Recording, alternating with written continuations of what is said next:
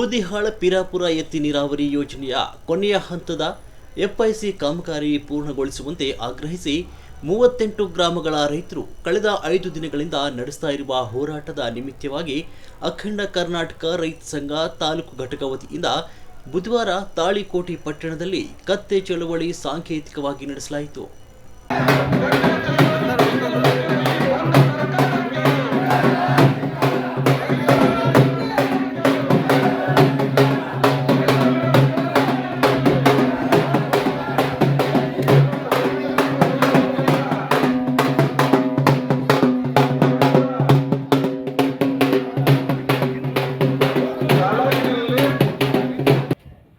ಹೋರಾಟಕ್ಕೆ ಹಮ್ಮಿಕೊಂಡಿದೀವಿ.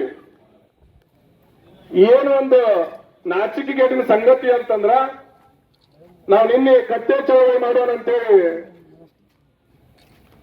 ತಾಳಿಕೋಟೆ ಪ್ರವಾಸಿ ಮಂದಿರದಲ್ಲಿ ನಾವು ಪತ್ರಿಕಾ ಮಾಧ್ಯಮದಲ್ಲಿ ತಿಳಿಸಿದಾಗ ಸರ್ಕಾರ ಎಚ್ಚೆತ್ತುಕೊಂಡು ಇನ್ನು ನಮ್ಮನ್ನು ಮರ್ಯಾದೆ ಕಳೀತಾರ, ಮರ್ಯಾದೆ ಕಳಿಬಾರ್ದು ಅಂತಂದ್ರೆ ನಾವು ನಮ್ಗೆ ಒಂದೊಂದೇ ಅಸ್ತ್ರ ಇರೋದೇನಂತಂದ್ರ ಪೊಲೀಸ್ ಇಲಾಖೆಯನ್ನು ಉಪಯೋಗಿಸಿಕೊಂಡು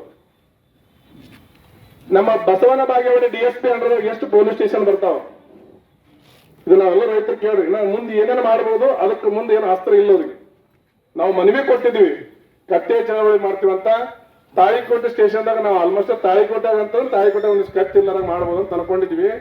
ತಾಳಿಕೋಟೆ ಸ್ಟೇಷನ್ ಎಲ್ಲ ಬಸವನ ಬಾಗೇವಾಡಿ DSP ಅಂದ್ರು ಎಷ್ಟು ಪೊಲೀಸ್ ಸ್ಟೇಷನ್ ಹೋಗ್ಬಿಡ್ತಾವಲ್ಲ, ಎಲ್ಲಾ ಪೊಲೀಸ್ ಸ್ಟೇಷನ್ದವ್ರಿಗೆ ಇಂಟಿಮೇಷನ್ ಕೊಟ್ಟು ಎಲ್ಲಿ ಕತ್ತಿಗಳು ತಾಳಿಕೋಟೆಗೆ ಹೋರಾಟಕ್ಕೆ ಬರಬಾರ್ದು ಅಂತೇಳಿ ಇಡೀ ಜಿಲ್ಲೆಗೆ ಬಗೆರತ್ತ ಹಾಕೊಂಡು ಕರ್ನಾಟಕ ಬಗೆರತ್ತ ಆಗ್ಬೇಕು. ಅವರು ಎಲ್ಲ ಒಟ್ಟು ನೀರು ಅಲ್ಲೇ ಬಬಲೇಶ್ವರ ತುಮಚಿ ಬಬಲೇಶ್ವರ ನೀರಾವರಿ ಇನ್ನೂ ಏನೇನು ಯೋಜನೆ ಕೆರೆ ತುಂಬ ಯೋಜನೆ ಎಲ್ಲ ಅಲ್ಲೇ ಮಾಡ್ಕೊತ ಕೂತ್ರ ಇಲ್ಲ ಪುರ 90% ಕಾಮಗಾರಿ ಮುಗಿದು ಹೋಗ್ಯದ. ಈಗ ಇನ್ನು ಉಳಿದೇನು ಬರೀ 10%, ಎಲ್ಲ 92 10% ಅಂದ್ರೆ ಏನು ಔಟ್ಲೆಟ್ ಬಾಕ್ಸ್ ಬಿಟ್ರೆ ಔಟ್ಲೆಟ್ ಬಾಕ್ಸ್ ಇಂದ ಎಲ್ಲ ಜಮೀನುಗಳೇ ನೀರು ಕೊಡಬೇಕು.